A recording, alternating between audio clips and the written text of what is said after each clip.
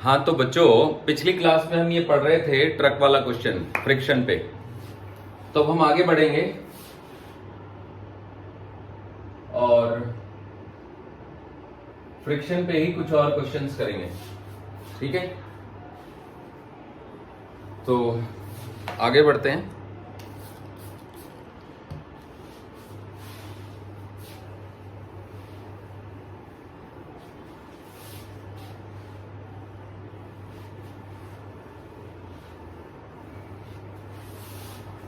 देखिए,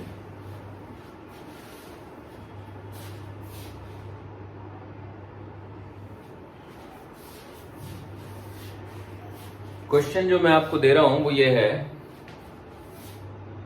मान लीजिए हॉरिजॉन्टल सरफेस है और इस हॉरिजॉन्टल सरफेस पे हमने एक ब्लॉक रख दिया है एम मास का। यहां पे कोफिशिएंट ऑफ फ्रिक्शन म्यू है।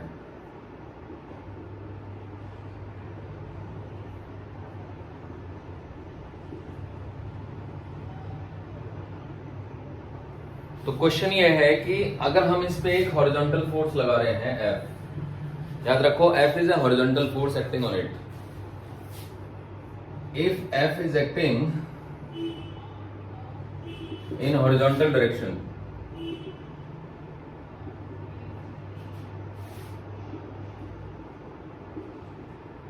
then find the minimum value of F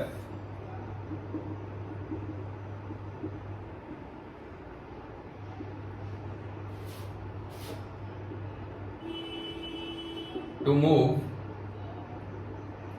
the block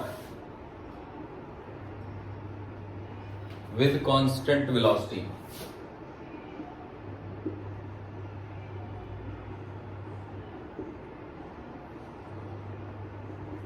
constant velocity का मतलब है कि बस इसकी वेलोसिटी कांस्टेंट रहेगी, इस पर नेट फोर्स जीरो रहेगा। तो जैसे ही हम इसको आगे खींचेंगे तो यहाँ पे फ्रिक्शन लगना शुरू हो जाएगा। उसकी maximum value mu M G है। तो अगर एफ म्यू एम जी से एक्सीड कर गया तो ये मोशन में आ जाएगा। मोशन में आ गया तो वेलोसिटी एक्वायर कर लेगा। मान लो जो जिस समय पे वो वेलोसिटी एक्वायर हो गई तो उस समय पे आप एफ की वैल्यू को अगर म्यू एम जी मेंटेन रखोगे तो बस ये चलता रहेगा। The answer is mu M G. अब आप कहोगे कि सर ये तो बड़ा ही सिंपल सी बात है, ये तो दिस इज वेरी सिंपल। तो if age acting in horizontal direction ना करके is acting in any direction, है ना, एक्टिंग इन एनी डायरेक्शन, तब बताइए तो क्या ऐसा हो सकता है कि अगर मैं इसको थोड़ा एंगल पे लगा दूं, है ना, तो क्या कम फोर्स से काम चल सकता है? The answer is yes. अब सवाल उठता है कि क्यों? तो बात ऐसी है कि अगर आपने फोर्स को लगाया है एंगल पे तो फोर्स का एक कंपोनेंट जो है ना ऊपर की तरफ भी आ गया। तो ऊपर की तरफ वाले कंपोनेंट ने इस नॉर्मल वेट को नहीं, नॉर्मल रिएक्शन को कम कर दिया। अब नॉर्मल रिएक्शन कम हो जाएगी तो यहाँ पे जो फ्रिक्शन फोर्स लगेगा वो म्यू इंटू एन हो जाएगा, क्योंकि एन घट गया है तो फ्रिक्शन भी घट जाएगा। तो पहले एफ पूरा का पूरा ही आगे बढ़ाने में यूज हो रहा था, अब एफ का एक कंपोनेंट ही यूज हो रहा है। तो वो कंपोनेंट ही काफी है क्योंकि आपने एन कम कर दिया है। तो कोई ना कोई एक ऐसी ऑप्टिमाइज सिचुएशन बैठेगी जिसमें कि ये थीटा जो है वो एक ऐसा सुटेबल सा एंगल आएगा जिससे कि आप कम फोर्स से इसको पुल कर पाएंगे। तो बेसिकली यहाँ पे बात पुलिंग की है।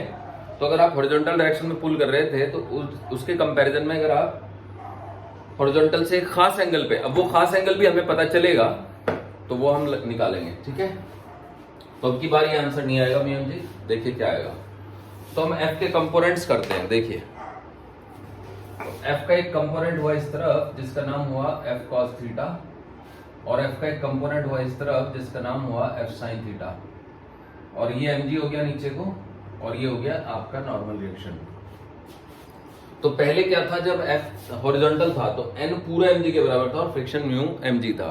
अब क्या है कि मतलब पहले भी फ्रिक्शन तो म्यू इंटू एन ही था, पर वहां पे एन एम जी के बराबर था तो मैंने डायरेक्ट म्यू एम जी लिख दिया था।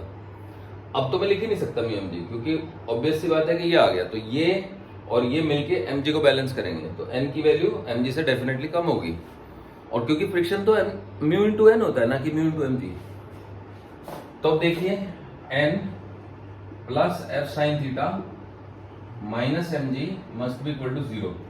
तो ये न्यूटन की का फर्स्ट लॉ लगाया मैंने वर्टिकल डायरेक्शन में, क्योंकि वर्टिकल डायरेक्शन में तो कोई मोशन है ही नहीं, तो आप बिंदास फर्स्ट लॉ लगाओगे ही लगाओगे। अब जब फर्स्ट लॉ लगाते हो तो नेट फोर्स को 0 लिखते हो, तो यहां से आपके एन की वैल्यू आती है mg minus F sine theta, ये आ गई वैल्यू। अब आप कहेंगे कि सर इसको कांस्टेंट वेलोसिटी से मूव कराने के लिए एफ कॉस थीटा को म्यू एन के बराबर होना चाहिए। मतलब क्या होगा ना कि शुरू में तो एफ कॉस थीटा थोड़ा बड़ा लगाएंगे ताकि एक्सेलरेट हो जाए और वो वेलोसिटी एक्वायर कर ले, बट अगर वेलोसिटी एक्वायर हो गई उसके बाद कांस्टेंट वेलोसिटी चलाना है तो फिर तो F cos theta mu N के बराबर ही चाहिए चलेगा। तो हमें यही बताना है कि इसको कांस्टेंट वेलोसिटी चलाने के लिए कितना फोर्स चाहिए, या फिर मिनिमम चाहिए। तो इसका मतलब एफ कॉस थीटा अगर म्यू एन के बराबर होगा तो ये कांस्टेंट वेलोसिटी से चलता है, मतलब स्टार्ट हो जाएगा मूव होना, या उससे थोड़ा ज्यादा होते ही मूव होना शुरू हो जाएगा। तो अब देखो, to move it with a constant velocity F cos theta minus mu N must be 0। ये भी फर्स्ट लॉ ही है, क्योंकि आप इसको कांस्टेंट वेलोसिटी से मूव करा रहे हो, तो net force in horizontal direction is also 0। तो यहां से एफ कॉस थीटा की वैल्यू आ गई म्यू एन, एन की वैल्यू डाल देते हैं, तो एफ कॉस थीटा की वैल्यू आ गई आपकी म्यू इनटू में mg minus F sine theta. F sine theta को इधर ले आओ, basically mu into F into sine theta इधर आएगा, तो F cos theta plus mu into F sine theta is equal to mu into m जी। अब यहां जगह नहीं बची तो यहां लिखते हैं, देखो तो एफ की वैल्यू आ गई हमारी mu into m g divided by cos theta plus mu sine theta. अब आप कहेंगे कि सर अब हमें पता कैसे चलेगा कि फोर्स मतलब ये तो क्योंकि थीटा का फंक्शन है और थीटा तो बेसिकली दिया ही नहीं था, क्योंकि उसने तो एनी डायरेक्शन बोल दिया था। तो हम थीटा की वो वैल्यू कैसे पता लगाएं जिसपे कि फोर्स मिनिमम है। तो आप ध्यान से देखो, म्यू एम जी तो वेरिएबल ही नहीं है, वेरिएबल तो नीचे वाली चीज है, तो नीचे जो चीज होती है उसको हम डिनोमिनेटर बोलते हैं। तो देखा जाए तो मैं डिनोमिनेटर को ले लेता हूं, डिनोमिनेटर हो गया मेरा cos theta plus mu sine theta. तो अब याद रखो कि जिस समय पे डिनोमिनेटर मैक्सिमम होगा उस समय पे एफ मिनिमम होगा। अब मैथमेटिक्स में कॉन्सेप्ट होता है कि किसी भी फंक्शन का मैक्सिमा या मिनिमा तभी होता है जब उसका डेरिवेटिव 0 होता है। तो हमें d का मैक्सिमा निकालना है, तो हम d का डेरिवेटिव को 0 पुट करेंगे, तो डी बाई डी थीटा निकालते हैं, जो कि आएगा माइनस का साइन थीटा और प्लस का mu cos theta, and that should be put 0। So putting d by d theta equals to 0, हमें क्या मिलेगा, हमें मिलेगा, देखिए हमें मिलेगा यहाँ पे, मैं लिख देता हूं,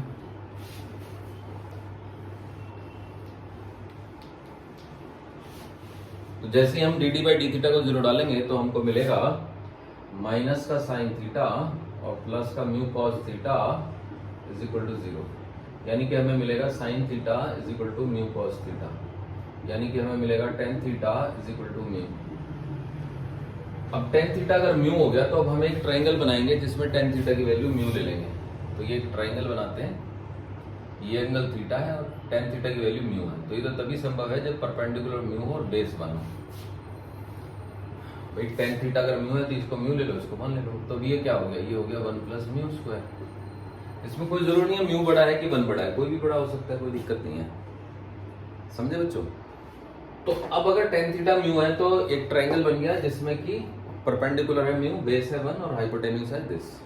अब ये है ना एफ, तो जिस समय पे डिनोमिनेटर जो है वो आपका मैक्सिमम होगा तो उस समय पे आपका जो एफ है वो मिनिमम होगा। अच्छा, अगर यही पता लगाना है कि भाई क्या कहते हैं ये मैक्सिमम है या मिनिमम है, तो इसके सेकंड डेरिवेटिव को नेगेटिव करना होता है मैक्सिमम के लिए, पर उसकी जरूरत नहीं होती फिजिक्स में, क्योंकि वो अंडरस्टूड है, क्वेश्चन उसी तरीके से फ्रेम होते हैं। अगर मैं इसका सेकंड डेरिवेटिव लूंगा तो ये माइनस कॉस थीटा आएगा, ये माइनस साइन थीटा आएगा, तो दोनों ही माइनस की टर्म होंगी, तो सेकंड डेरिवेटिव तो नेगेटिव आ जाएगा। मतलब अगर मैं बाई चांस निकालने भी लगूं D two D Y D T D theta square, तो माइनस का कॉस थीटा और माइनस का mu sine theta, so this is negative, quite obvious. अगर ये नेगेटिव है, क्योंकि थीटा तो 0 से 90 के बीच में ही लेना है हमें, कोई ऐसा तो है नहीं कि 90 से बड़ा कर देंगे फिर तो ऊपर ही खींच लिया हमने। तो जब सेकेंड डेरिवेटिव नेगेटिव होता है तो इसका मतलब है कि डी जो है वो मैक्सिमम है, डी इज मैक्सिमम। अब डी अगर मैक्सिमम है इस पोजीशन पे तो इसका मतलब एफ जो है वो मिनिमम है।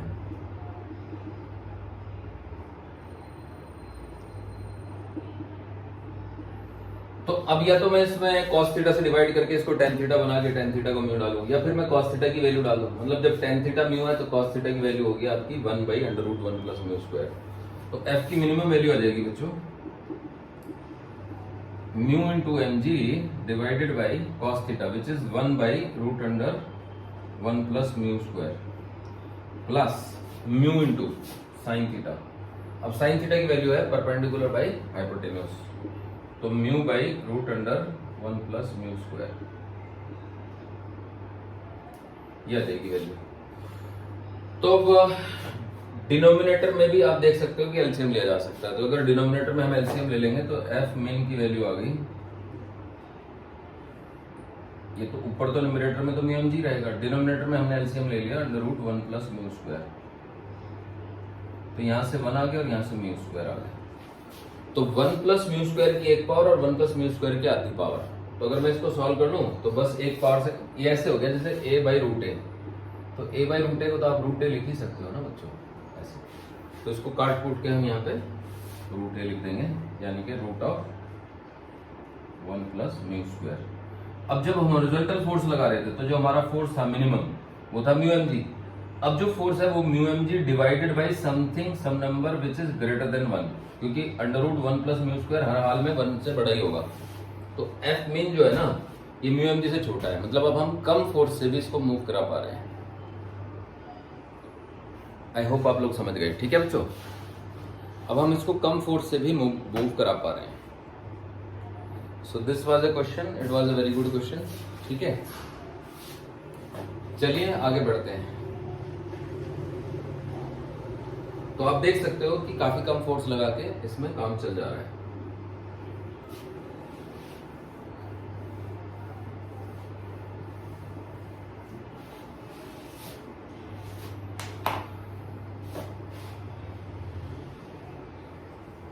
वैसे तो इस क्वेश्चन का एक और भी तरीका है, वो भी बता देता हूं मैं आपको, देखिएगा। एक मेथड और है, उस मेथड के लिए हम ऐसे पढ़ते हैं। देखो मान लो कि x is equal to a sine theta plus b cos theta, ये एक फंक्शन है और हमें इसकी ना मैक्सिमम वैल्यू निकालनी है x की, ठीक है। तो हम क्या करते हैं कि a cos theta plus b sine theta, तो a को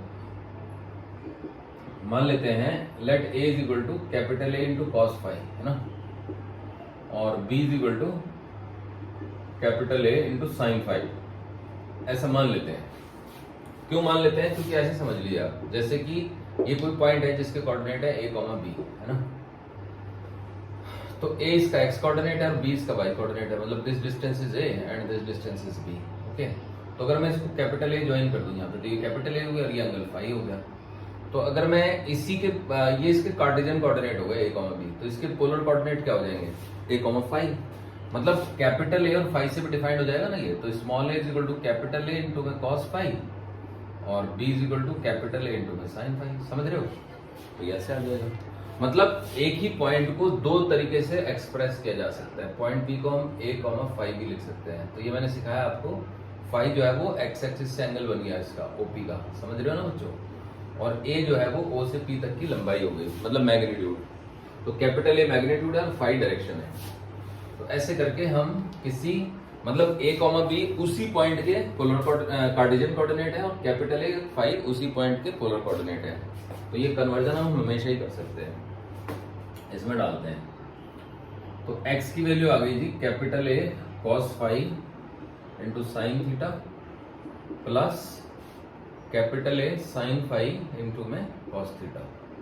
कैपिटल A कॉमन, तो साइन थीटा इंटू में cos phi plus cos theta into में साइन फाई।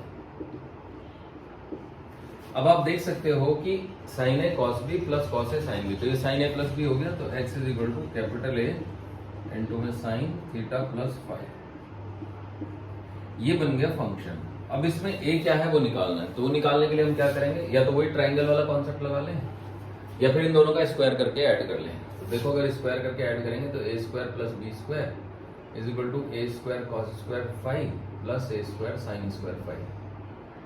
तो a square common, a square plus b square is equal to capital A square common, तो cos square phi plus sine square phi, तो भैया ये तो 1 ही हो गया।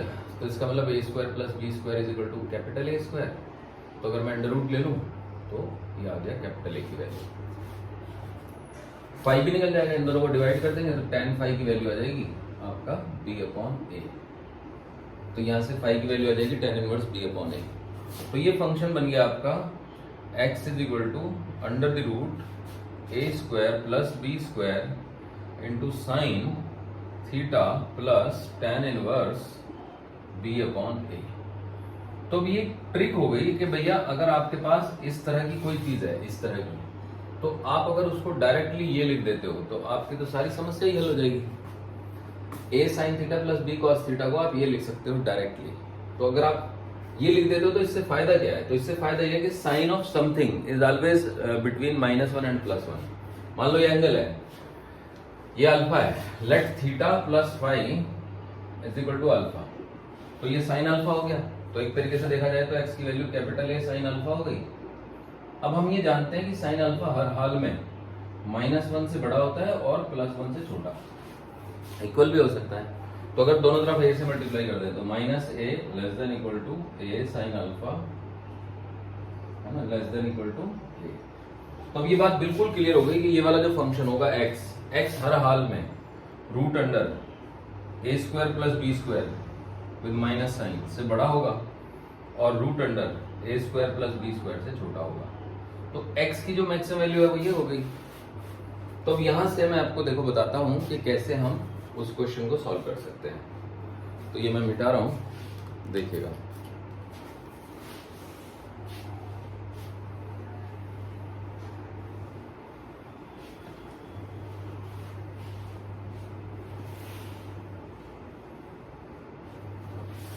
तो कंक्लूजन क्या है वो लिख देता हूं। x is equal to A sine theta plus B cos theta has maximum value root under A square plus B square. ये है, इस कॉन्सेप्ट का हम यूज करेंगे। दिस इज द कॉन्सेप्ट, ठीक है। बहुत जगह यूज हो सकता है, बहुत जगह। तो हमारा f का क्या फॉर्मूला आ गया था? Mu mg divided by cos theta plus mu sine theta, ये आ गया था हमारा फॉर्मूला। अब इसमें इसको ऐसे लिख लो, f is equal to mu mg divided by mu sine theta plus 1 into cos theta. अब आप देख सकते हो कि ये म्यू तो a का काम करेगा और b का काम करेगा 1। तो अगर, है ना, मतलब यहाँ पे 1 मान सकते हैं, कॉस थीटा के मल्टीप्लाई में कुछ नहीं है, पर 1 तो मान ही सकते हैं ना यहाँ पे। तो डिनोमिनेटर की जो मैक्सिमम वैल्यू हो जाएगी वो रूट अंडर ए स्क्वायर हो जाएगी। तो एफ मिन की जो वैल्यू आ जाएगी वो आ जाएगी mu mg divided by root under mu square plus 1। This will be the value. समझ गए बच्चों? F min is equal to mu mg divided by root under mu square plus 1, क्योंकि डिनोमिनेटर की मैक्सिमम वैल्यू ले ली तो F की minimum value आ गई अपने आप ही। तो this is one more method, ये भी काफी अच्छा मेथड है, ठीक है बच्चों। चलिए आगे बढ़ते हैं।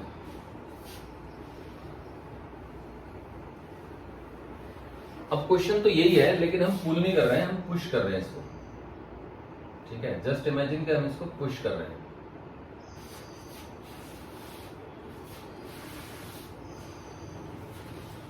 अब हम इसको पुश कर रहे हैं ऐसे, F force, F is the force. अब दो चीजें कर सकते हैं हम, F का हॉरिजॉन्टल से एंगल थीटा ले लें या वर्टिकल से। तो अब की बार थोड़ा सा हमने चेंज कर लिया अपना mind, let us take an angle theta with vertical. तो अब अगर F की मैं वैल्यू कम कर दूं, मतलब थीटा की वैल्यू मैं कर कम कर दूं, तो एक तरीके से मैं इसको नीचे पुश कर रहा हूँ। तो जब ये नीचे पुश हो रहा हो तो आगे थोड़ा ही बढ़ेगा।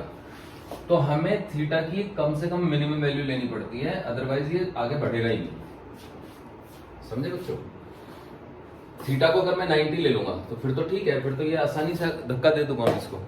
लेकिन अगर थीटा छोटा करता चल जाऊं, अगर मैं 0 के आसपास कर दूं, फिर तो मैं दबा रहा हूं उसको, आगे बढ़ा कहां रहा हूं, फिर आगे नहीं भागेगा। तो क्वेश्चन यही है कि थीटा की मिनिमम वैल्यू बताओ ताकि हम एफ को इंक्रीज करके ब्लॉक को मूव करा सके। find the minimum value of theta so that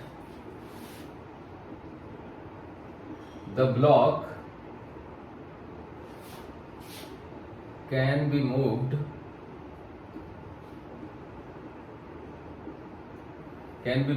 by increasing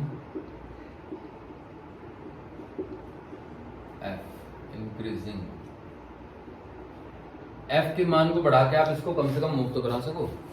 असल में क्या होता है कि थीटा की एक ऐसी वैल्यू निकल के आती है कि जिस वैल्यू से कम पे आप चाहे f कितना भी लगा दो ब्लॉक आगे बढ़ेगा ही नहीं, समझे? मतलब मैं ये भी कह सकता कि था कि prove that for a certain minimum value of their exist a certain minimum value of theta below which, है ना, whatever be the value of f you apply the block will not move। कुछ समझे? Theta की एक ऐसी minimum value भी exist करती है जिससे नीचे आप f की कितनी भी फोर्स वैल्यू लगा दो, कितना भी बड़ा फोर्स लगा दो, ब्लॉक मूव नहीं करेगा।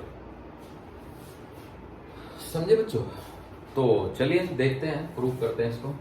अब देखो f के दो कंपोनेंट करेंगे हम। f का एक कंपोनेंट आएगा इस तरफ, इसका नाम होगा f sin थीटा, और f का एक कंपोनेंट आएगा इस तरफ जिसका नाम होगा f cos थीटा। तो f cos theta is acting down, so f cos theta plus mg, ये दो नीचे को लग रहे हैं, minus n must be equal to 0, ये ऊपर को लग रहा है, n is acting up, this is down, this is also down and this is only up, so downward force minus upward force is equal to 0, क्योंकि vertical direction में तो कोई मोशन हो ही नहीं रहा है। तो यहां से हम कह सकते हैं कि n की वैल्यू आ गई f cos theta plus mg। अब ध्यान से समझो, अब की बार इसको मूव कराना डिफिकल्ट होगा, क्यों? क्योंकि n की वैल्यू तो mg से भी ज्यादा हो गई। तो अगर एग्जाम में ये क्वेश्चन आता है कि भाई ऐसा क्यों होता है कि किसी चीज को पुल करना आसान होता है और पुश करना मुश्किल, तो आंसर है ऑब्वियस, व्हेन यू पुश, है ना, when you push a body you apply a force, है ना, डाउन द इंक्लाइन, है ना, means at some angle with vertical downwards, and due to this downward force the value of normal reaction increases, which will ultimately increase the friction and it will become difficult to move। ऐसा भी समझ लो कि जैसे ना cricket का match होता है तो उसमें ना पिच के ऊपर रोलर चलाया जाता है, तो जब रोलर को लाते हैं घास के ऊपर, मतलब बाउंड्री से बाहर से उसको रोलर को लाते हैं तो उसको पुल करके लाते हैं, पर जब उसको पिच पे लाते हैं तो उसको पुश करते हैं। तो क्योंकि हमें जमीन को फ्लैट करना है तो हमें नॉर्मल रिएक्शन ज्यादा चाहिए, है ना, जब उसको हम पिच पे ले आए तो n बढ़ने से जमीन जो है वो पिचकेगी, दबेगी, मतलब, है ना, थोड़ी समतल हो जाएगी। और जब हम उसको ला रहे हैं तो वहां पे हमारा मकसद नहीं है कि घास को हम पिचकाएं, वहां पे हमारा मकसद है उसको कैरी करें। तो इसलिए जब हमें सिर्फ कैरी करना होता है तो हम उसको पुल करके लाते हैं, क्योंकि पुल करना आसान है। लेकिन पिच पे लाने के बाद हमारा मकसद बदल गया है, हमें उसको पिच को दबाना है, उसकी मिट्टी को बिठाना है, तो हम उसको फिर रोलर को पिच पे लाके पुश करते हैं। तो अब देखो, अब ये तो आगे तभी मूव करेगा ना जब f sin theta mu n से बड़ा हो। The block will move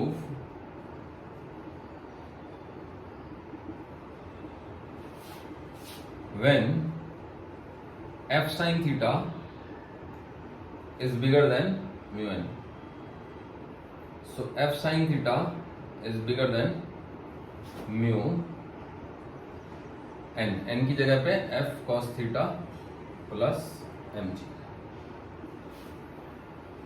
bigger than और इक्वल टू कर देते हैं, तो सिंप्लिसिटी के लिए इक्वल ही ले लेते हैं, ठीक है ना, अदरवाइज तो हमारा मतलब कैलकुलेशन ही भयानक हो जाएगी। तो अब इसको इधर ले आओ, तो f sin theta is equal to mu into f into cos theta plus mu into में mg। So this gives me f sin theta minus mu cos theta is equal to mu into mg। तो यानी f की value आ गई आपकी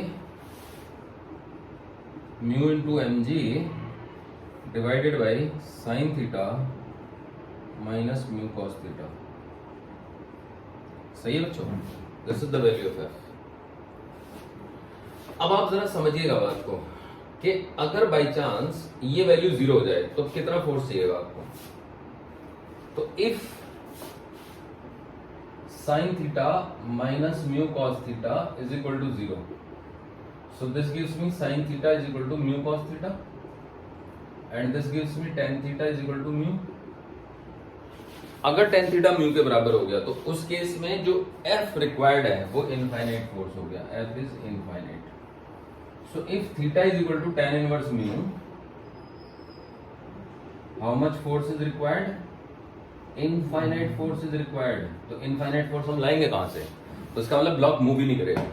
तो अगर tan theta समझे म्यू के बराबर है और अगर sin थीटा को मैंने म्यू cos थीटा से छोटा ले लिया तो ये टर्म नेगेटिव हो जाएगी. तो नेगेटिव होने का मतलब है कि आप इसको पुल कर रहे हो, तो पुल तो करना ही नहीं है, तो वी आर पुशिंग. केस ही बदल जाएगा पुल करने का मतलब.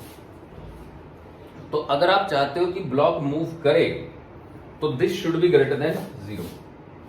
Okay, and if this is greater than 0 then tan theta is greater than this, and if this is greater than this then tan theta is greater than mu, then theta should be greater than tan inverse mu.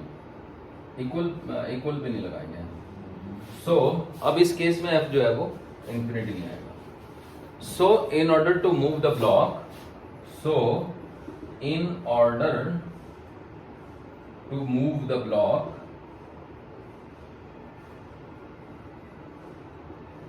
theta must be greater than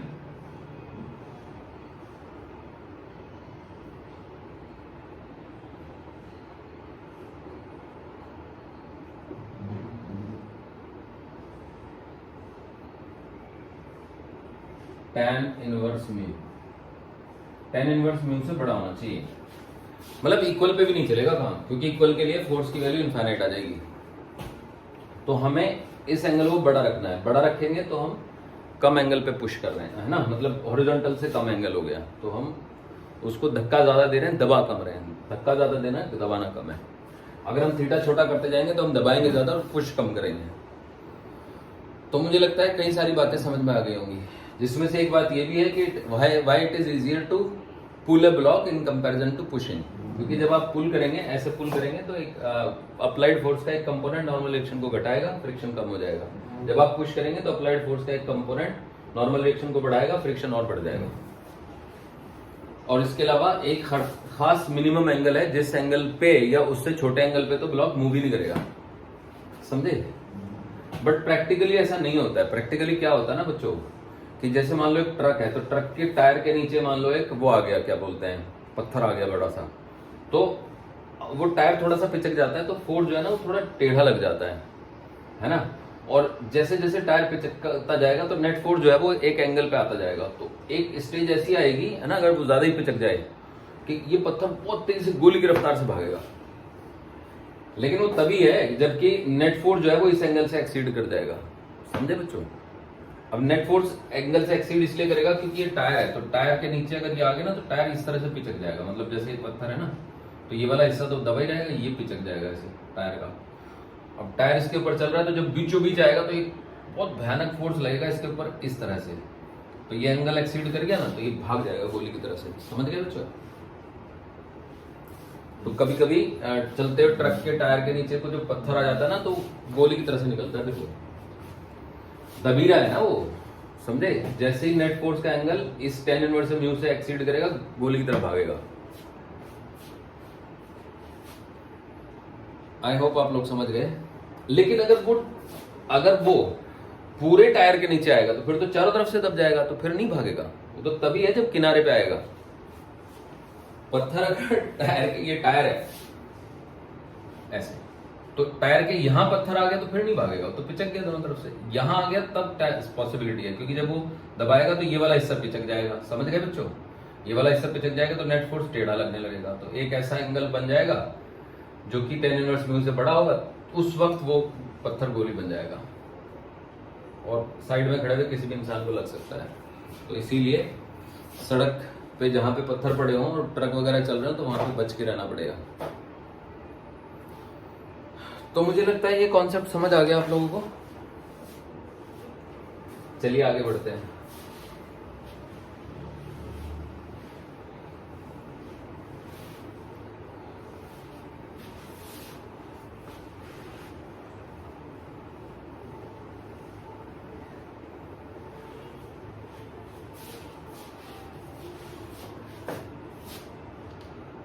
अब देखो बच्चों,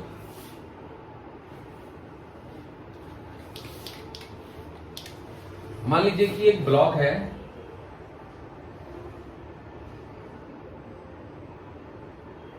इसका नाम है B और ये 60 KG का है सपोज, है ना, या 40 केजी का है, और ये ब्लॉक है ए, इसका मास है 20 केजी। यहाँ पे कोफिशिएंट ऑफ फ्रिक्शन है 0.6, यहाँ पे कोफिशिएंट ऑफ फ्रिक्शन है 0, इसको म्यू डैश लिख देता हूं मैं, है ना।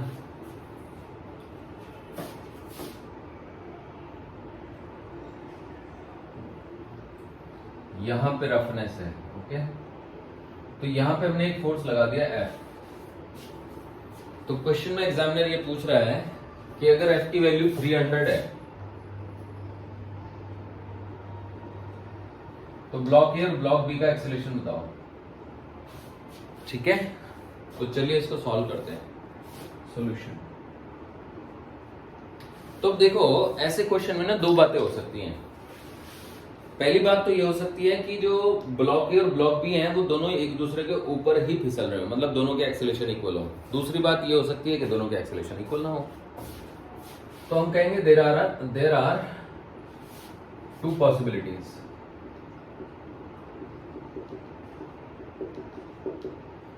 Number one is A and B are not slipping over each other.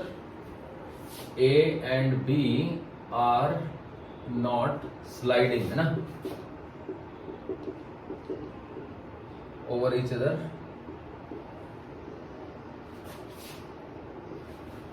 अब इसी लाइन को हम ये कह सकते हैं कि इसका मतलब A और B के बीच में कोई रिलेटिव मोशन नहीं है। That is, there is no relative motion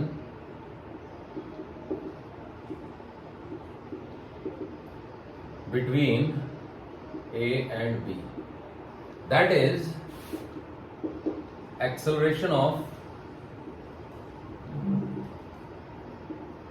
A and B are equal. तीन तरीके से हम बात को बोल सकते हैं। A and B are not sliding over each other, that is there is no relative motion between them, और their accelerations are equal. अब सेकेंड पॉसिबिलिटी ये है कि there is a relative motion between A and B. There is relative motion between A and B. अब सवाल उठता है कि हमें पता कैसे चलेगा कि रिलेटिव मोशन हो रहा है कि नहीं हो रहा है।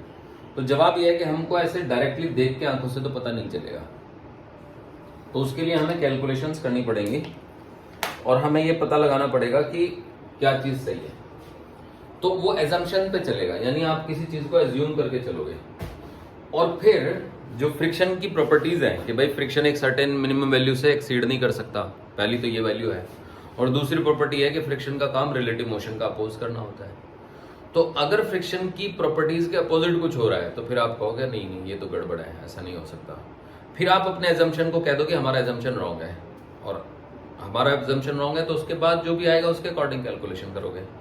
लेकिन अगर बाई चांस ऐसा कुछ भी नहीं मिला कि जो against the properties of friction जा रहा हो, तो फिर आप कहोगे कि नहीं इसका मतलब तो ठीक है, इसका मतलब एवरीथिंग इज ओके, और जो आंसर हमने निकाला वो सही है। तो अब देखिए इसको करने का तरीका क्या है।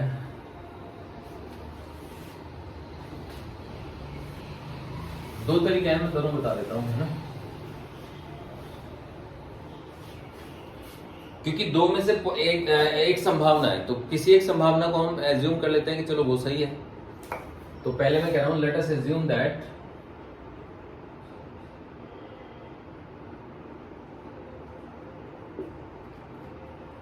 there is relative motion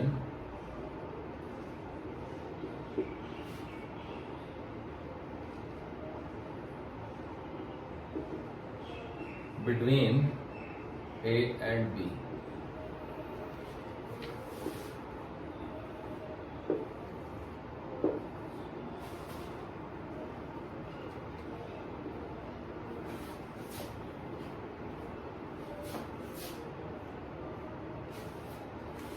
चल ही नहीं रहा है।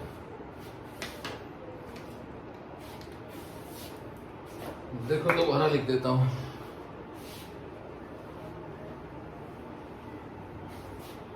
Let us assume that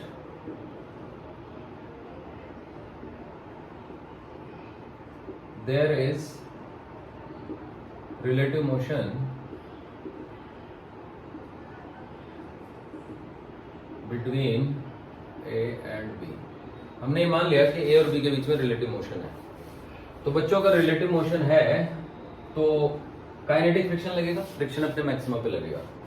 तो अगर मैं A का एफबीडी बनाऊं तो ये A हो गया, तो ये 20 kg का है, तो नीचे को 20 G लगेगा और इस पे एक नॉर्मल रिएक्शन N1 लगेगा और आगे को फोर्स लगेगा म्यू इनटू N1, है ना, यानी फ्रिक्शन लगेगा और वो इसको लेके जाएगा। तो सबसे पहले हम बोलेंगे कि भाई N1 minus 20G is equal to 0, तो इससे N1 की वैल्यू 20G आ जाएगी और ये जो F है, मतलब इसको F लिख देते हैं हम, F की वैल्यू म्यू इनटू N1 हो गई, तो F is equal to mu into N1, mu है 0.6 इंटू 20G, G को मैं 10 लेके चल रहा हूँ तो ये आ जाएगा 0.6 into 200 which comes out to be 120 newton. तो ब्लॉक ए का एक्सेलेरेशन में लिख दूंगा कि देखो 120 न्यूटन का फोर्स लग रहा है डिवाइडेड बाय 20, यानी कि 6 मीटर पर सेकंड स्क्वायर। ब्लॉक ए का एक्सेलेरेशन आ गया। ये एफबीडी ऑफ ए था। अब हम एफबीडी ऑफ बी बनाएंगे। एफबीडी ऑफ बी, तो देखो ये बी है, तो यहां से एक नॉर्मल रिएक्शन लग रही है N1, ये N1 है ना, उसका एक्शन रिएक्शन यहां से नीचे से लगेगा N2। नीचे वाली सरफेस स्मूथ है तो उसमें N2 की हमें जरूरत ही नहीं है, तो ये हो गया 40G, नीचे को लग जाएगा 40G। तो N1 और 40G मिलकर N2 को बैलेंस कर देंगे, तो N1 plus 40G minus N2 is equal to 0। इससे हमें N2 की वैल्यू मिल जाएगी, N1 20G था तो N2 की वैल्यू आ गई 60G। पर इसका कोई यूज नहीं होगा हमारे लिए क्योंकि यहाँ पे फ्रिक्शन ही नहीं है। तो जब यहाँ फ्रिक्शन ही नहीं है तो अगर होता तो म्यू N2 से हम यहाँ का फ्रिक्शन पे निकालते हैं, पर यहाँ का कोएफिशिएंट ही 0 है तो कोई दिक्कत ही नहीं है। अब इस पे अप्लाइड फोर्स F लग रहा है 300 न्यूटन का आगे को, और क्योंकि ये फ्रिक्शन B ने A पे आगे को लगाया तो A B पे पीछे को लगाएगा। For every action there is equal and opposite reaction F, जिसकी की वैल्यू हम ऑलरेडी कैलकुलेट कर चुके हैं 120 न्यूटन। यहाँ पे हमने F is equal to mu N is equal to value निकाली ना 120। तो अब यहाँ से लिखेंगे हम एक्सेलेरेशन ऑफ B, तो वो F माइनस F अपॉन में 40, यानी कि 300 माइनस 120 अपॉन में 40, यानी कि 180 अपॉन में 40, 18/4 9/2 यानी कि 4.5 4.5 मीटर पर सेकंड स्क्वायर। अब ये बताओ बड़ा कौन है, 4.5 बड़ा है कि 6 बड़ा है? तो 6 बड़ा है, तो this has bigger acceleration, this has smaller acceleration. If this has bigger acceleration तो it is moving fast, it is moving slow. तो रिलेटिव मोशन क्यों हुआ? क्योंकि ये ए फास्ट मूव हुआ। फास्ट क्यों मूव हुआ ए? क्योंकि ए पे फ्रिक्शन लगा। तो रिलेटिव मोशन किसने प्रोड्यूस कर दिया? फ्रिक्शन ने। क्या फ्रिक्शन का ये काम है? नहीं, फ्रिक्शन का तो ये काम ही नहीं है, ये काम नहीं है फ्रिक्शन का। फ्रिक्शन का जो फ्रिक्शन के पास दो प्रॉपर्टीज होती हैं। कैली पहली तो ये होती है कि स्टैटिक फ्रिक्शन अपने आप को एडजस्ट कर सकता है, ओके, और फ्रिक्शन की अपनी एक सर्टेन में मैक्सिमम वैल्यू होती है, उससे आगे एक्सीड नहीं कर सकता फ्रिक्शन। और दूसरी प्रॉपर्टी ये होती है कि फ्रिक्शन का काम रिलेटिव मोशन को अपोज करना होता है। Friction has a tendency to oppose the relative motion. इसमें बी चल रहा है अप्लाइड फोर्स के चलते चल रहा है, ए फ्रिक्शन के चलते चल रहा है। अगर बी फास्ट है ए स्लो है तो ये एक्सेप्टेबल है, क्योंकि भैया बी तो अप्लाइड फोर्स के चलते चल रहा है। ए फास्ट है बी स्लो है, ये संभव नहीं है, क्योंकि ये अगर हुआ तो इसका मतलब फ्रिक्शन ने रिलेटिव मोशन प्रोड्यूस कर दिया। ए और बी दोनों इक्वल एक्सेलेरेशन से चल रहे हैं, ये तो फ्रिक्शन के लिए बहुत ही फायदेमंद है, क्योंकि फ्रिक्शन तो चाहता ही है कि किसी तरीके से दोनों इक्वल एक्सेलेरेशन से चले और कोई रिलेटिव मोशन ना हो। समझ रहे हैं? तो फिलहाल की बात यह है कि ए और बी के बीच में कोई रिलेटिव मोशन नहीं होगा, और क्योंकि ये assumption जो है वो रॉन्ग आ गया, तो हम ये कहेंगे here relative motion is being produced by the friction which is not possible. Here relative motion is produced, is being लिख दो, produced by friction which is against the nature of friction, which is, है ना, which can not be true, which can not be true.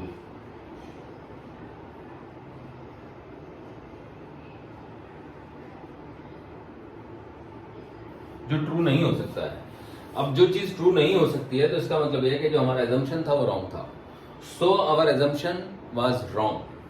समझ गए? तो if our assumption is wrong it means क्या था हमारा assumption? Let us assume that there is relative motion between A and B. तो अगर ये रॉन्ग हो गया तो इसका मतलब there is no relative motion between A and B. So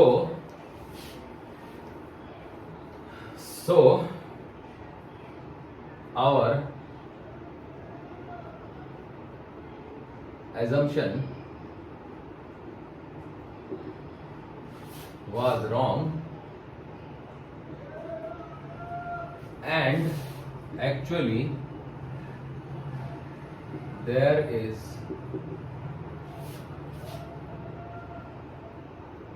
no relative motion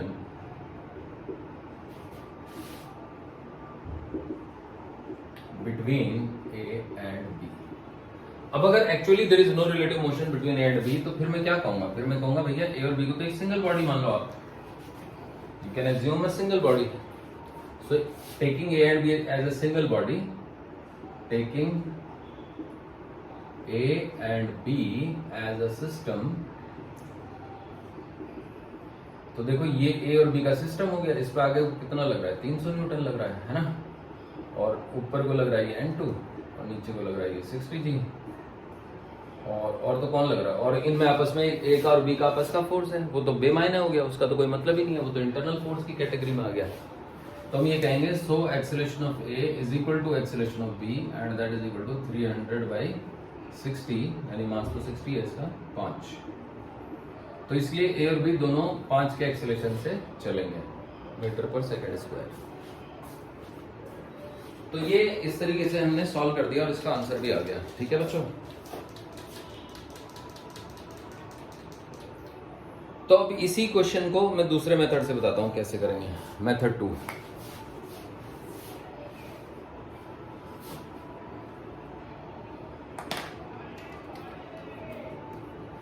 देखिए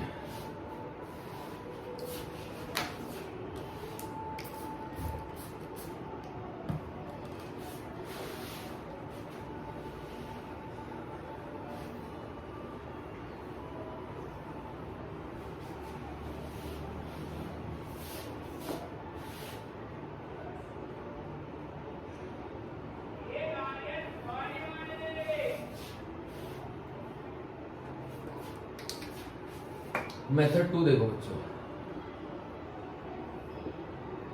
बस कुछ नहीं, क्योंकि दो पॉसिबिलिटीज थी। पहले हमने एज्यूम कर लिया था कि ए और बी के बीच में रिलेटिव मोशन है। अब हम ये एज्यूम कर लेते हैं कि मान लो कि ए और बी के बीच में कोई रिलेटिव मोशन नहीं है। Let us assume that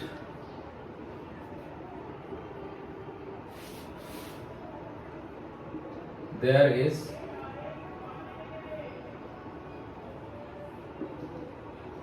no relative motion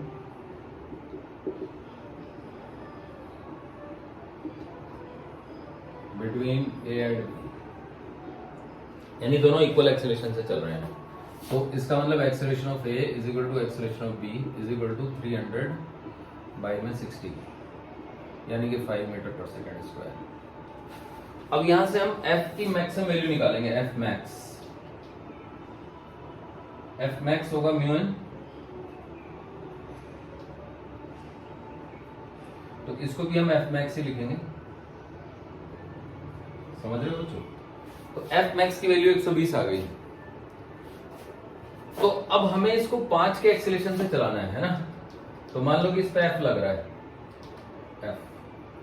F max की वैल्यू 120 आ गई। तो F must be equal to m into A, m is 20 into A is 5, so it is 100। यानी हमें जो फ्रिक्शन की जरूरत है वो 100 है। क्या फ्रिक्शन 100 हो सकता है अगर उसकी मैक्सिमम पॉसिबल वैल्यू 120 है? आंसर है यस, हो सकता है ऑफ कोर्स, क्योंकि ये तो स्टैटिक फ्रिक्शन है ना। जब ये दोनों एक दूसरे के बीच में मूव ही नहीं कर रहे तो इनके बीच में रिलेटिव मोशन नहीं है, तो इनके बीच में तो स्टैटिक फ्रिक्शन एक्ट करेगा। And static friction can have a value of 100, क्योंकि अवेलेबल फ्रिक्शन 120 है और रिक्वायर्ड फ्रिक्शन 100 है, तो दिस इज क्वाइट पॉसिबल, ये संभव है। तो अगर ये संभव है तो हम ये कहेंगे सो this is possible, correct.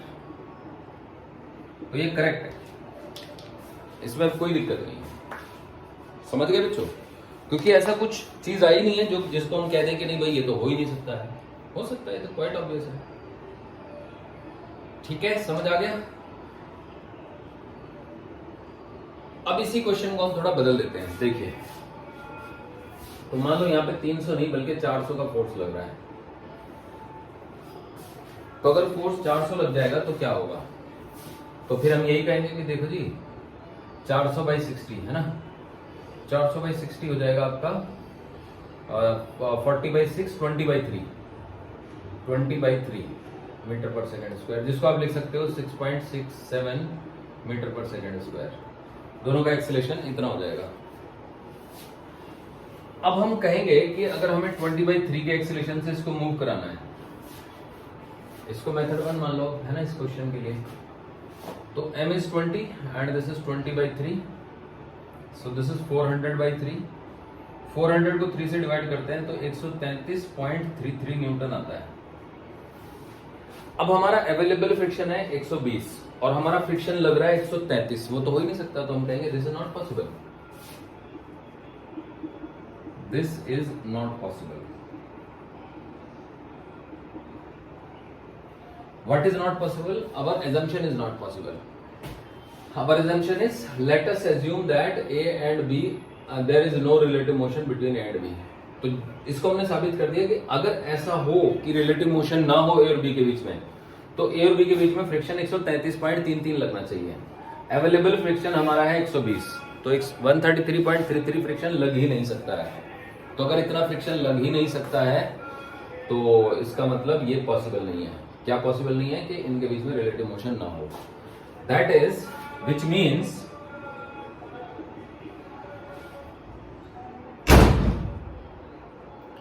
There will be relative motion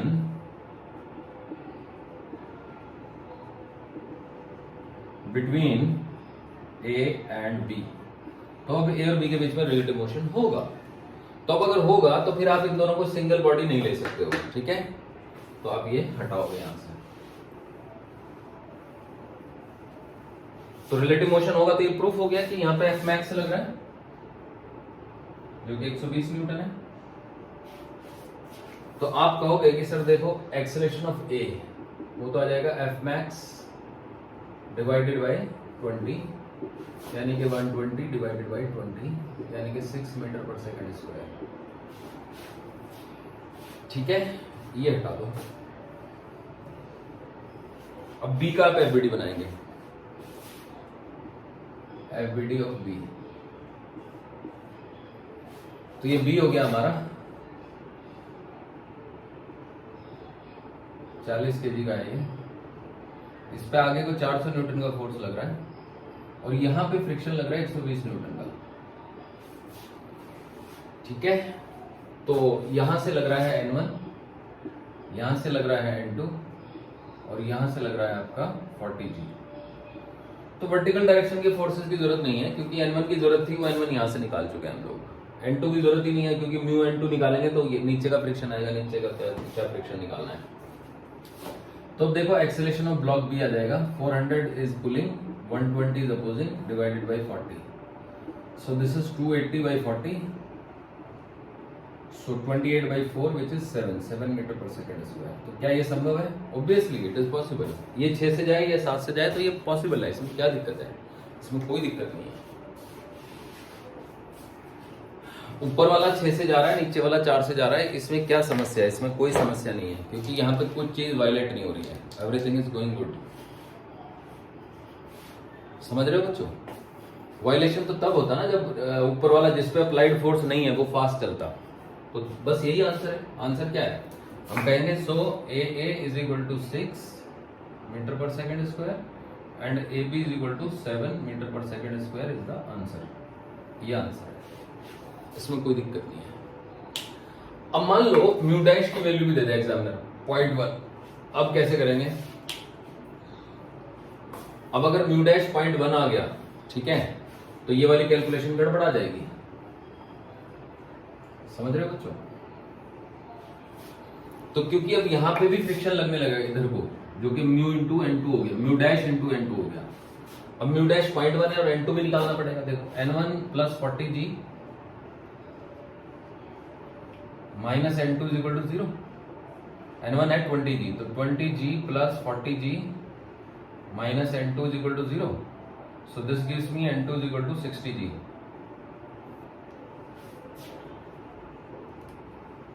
तो अगर N2 60G आ गया तो फिर क्या करेंगे? तो भैया यहां से म्यू N2 भी निकालेंगे, है ना, opposing force mu dash N2। Mu dash N2 की वैल्यू आ जाएगी 0.1 इंटू 600, तो ये 60 न्यूटन आ गया। तो अब एक्सेलरेशन ऑफ बी निकालेंगे, तो 400 आगे को 400 आगे 120 पीछे और 60 भी पीछे, डिवाइडेड बाई 40। तो 400 में से 120 गए तो कितने बचे? 280। 280 में से 60 कम कर दो, 220। 220 बाई 40, 0 से 0 कैंसिल, 11 बाई 2 5.5। क्या ये पॉसिबल है? The answer is this is not possible. समझ रहे हो बच्चों? अब ये पॉसिबल नहीं है, this is not possible.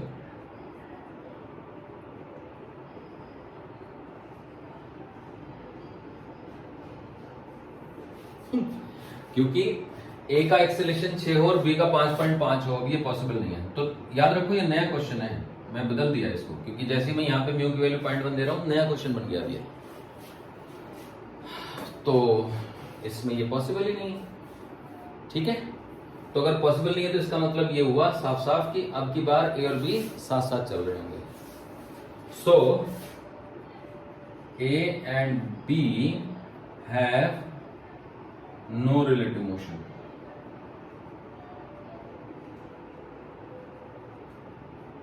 And they are moving together.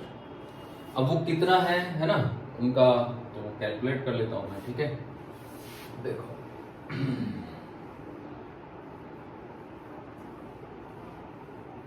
अब इसमें यही दिक्कत है कि आपने जो कैलकुलेट किया वो सारा बेकार हो गया, ठीक है। क्यों बेकार हो गया? क्योंकि ऑब्वियस सी बात है कि दो बातों में से एक ठीक होती है।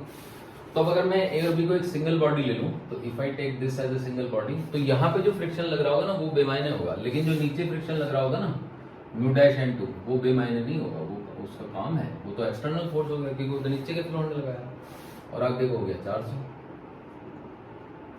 तो म्यू डैश N2 तो हम निकाल चुके ना, N2 वाज 60G और mu dash N2 it was 0.1 into 60G, है ना, जी को टेल लेते हुए 60 न्यूटन आ गया। तो acceleration of A is equal to acceleration of B is equal to 400 minus 60 divided by 60, 340 by 60, 34 by 6, 17 by 3, 17 by 3 आ जाता है हमारा 5.67 मीटर पर सेकेंड स्क्वायर, 5.6666। तो ए और बी दोनों का एक्सेलरेशन इक्वल होगा और वो 5.6666 होगा, ठीक है। ऐसे करके आप कर सकते हैं। अब मान लो मैं यहां पे अप्लाइड फोर्स कर दूं 440 या 460 कर देता हूं, चलो, और ये 0.1 ही है, ठीक है। अब देखिए कैसे करेंगे। तो अब अगर मैंने इसको 460 कर दिया है ना, 460 कर देते हैं, है ना, तो 460 में से 60 गए 400, 400 बाई 60 का मतलब हुआ 20 बाई 3, 20 बाई 3 का मतलब वही हो गया 6.67, है ना। अब अगर मुझे ए को 6.67 से चलाना है ना, तो यहां पे F कितना लगना चाहिए?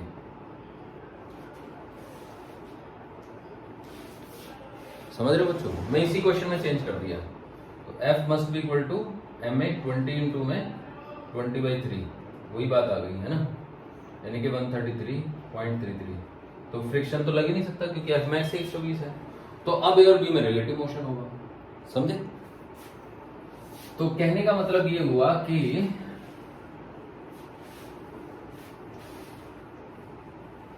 अच्छा, इसका एक शॉर्टकट भी बता देता हूं मैं आपको, ठीक है? देखिए, यहां पे आप कुछ भी फोर्स लगाओ, ठीक है? यहां पे आप कुछ भी फोर्स लगाओ, ठीक? चलो 460 से ही करते हैं।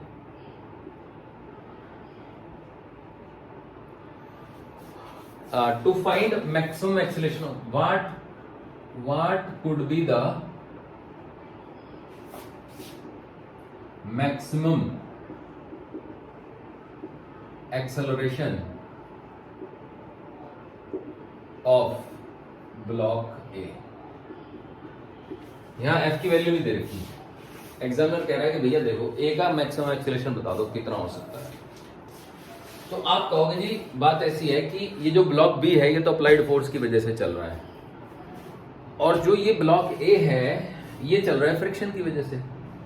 तो फ्रिक्शन की जो मैक्सिमम वैल्यू है F मैक्स, वो है यहाँ पे म्यू इंटू में m1 इंटू जी। m1 ले लेता हूं मैं इसके मास को, है ना, इसको हम m1 कह देते हैं, ये m2 कह देते हैं। तो F मैक्स यानी कि ब्लॉक A का एक्सेलरेशन हो जाएगा F max divided by m1। F max is mu m1 g divided by m1, यानी कि म्यू जी। म्यू की वैल्यू है यहाँ पे 0.6, जी की वैल्यू है 10, तो ये 6 हो गया, 6 मीटर पर सेकंड स्क्वायर। तो ये बच्चों हर हाल में ट्रू है, म्यू के हिसाब से ट्रू है। तो किसी भी कीमत पे ए का एक्सेलरेशन म्यू जी से एक्सीड कर ही नहीं सकता, कुछ भी हो जाए, कुछ भी हो जाए। तो अगर मैं ये मान लूं कि दोनों एक साथ चल रहे हैं, तो मेरा अप्लाइड फोर्स कितना था 460। तो if A and B are moving together, तो A is equal to A B is equal to 460 minus mu dash N two, है ना, divided by 60। So 460 mu dash N two हो गया 60 divided by 60। So that comes out to be 400/60, that comes out to be 40/6, that comes out to be 20/3, that comes out to be 6.667, है ना, metre पर second square. तो क्योंकि ए का acceleration 6 से exceed नहीं कर सकता, और अगर मैं ये मान लूं कि दोनों इक्वल एक्सेलरेशन से चल रहे हैं, तो इसका मतलब वो 6 से ज्यादा आ रहा है। तो ये मेरा एजम्पशन पहले ही रॉन्ग हो गया। तो इट मींस दैट कि भैया ए और बी साथ नहीं चलेंगे। तो बस अब आप क्या करो, इस लाइन को हटाओ और यहां पे आप बी का एफबीडी बनाओ, एफबीडी ऑफ बी। आपको पहले ही पता चल गया, क्योंकि अगर ए और बी को एक सिंगल एंटिटी मानते हो तो दोनों का एक्सेलरेशन 20/3 6 से ज्यादा आ रहा है। ए 6 से ज्यादा से चल ही नहीं सकता, इसका मतलब ए और बी साथ नहीं चल सकते। तो अगर नहीं चल सकते तो बी का एफबीडी अलग से बनाइए अब आप। तो जब आप बी का एफबीडी बनाएंगे तो ये बी हो गया। तो बी पे आगे को लग गया 460, पीछे को यहां पे लग गया 120 और यहां पे लग गया आपका 60। ये है म्यू n1, है ना, और ये है आपका म्यू डैश n2, समझ रहे हो बच्चों? तो वो n1 n2 हम पहले ही निकाल चुके हैं, और ये 40 किलो का ब्लॉक है। तो यहां से एक्सेलरेशन ऑफ बी आ जाएगा। अच्छा, यहाँ पे n1 लग रहा है ना, यहां से नीचे से n2 लग रहा है, और ये 40g लग रहा है। तो एक्सेलरेशन ऑफ बी आ जाएगा 460 माइनस 120 माइनस 60 डिवाइडेड बाई 40। तो 460 में से 60 गए, 400 बचे, 400 में से 120 गए, 280 बचे, 280 को 4 से डिवाइड करेंगे 7 आ गया, 7 मीटर पर सेकंड स्क्वायर। क्या ये पॉसिबल है? The answer is yes, of course it is quite possible, इसमें कोई दिक्कत नहीं है। तो इस तरीके से आप देख सकते हो कि f की मतलब f की अलग अलग वैल्यूज के लिए ऐसा हो सकता है कि दोनों के बीच में रिलेटिव मोशन ना हो, ऐसा भी हो सकता है कि हो। तो लेकिन ये जो बड़ा बढ़िया कॉन्सेप्ट है ना, ये भी बहुत मजेदार कॉन्सेप्ट है, इससे आपके क्वेश्चन जल्दी हो सकते हैं। ए पे अप्लाइड फोर्स नहीं है तो शर्त जो है वो ए के साथ लग सकती है। इस पे अप्लाइड फोर्स है, इसका तो कुछ भी एक्सेलरेशन हो सकता है, कुछ भी depending upon the value of F, समझे? B can have any acceleration but A can have less than 6 but can not have more than 6। तो बस यही फंडा है इसमें, ठीक है, तो ये नोट करो, फिर मैं आगे पढ़ाऊंगा आपको नेक्स्ट क्लास में। इसी के ऊपर बेस्ड और क्वेश्चन करेंगे हम।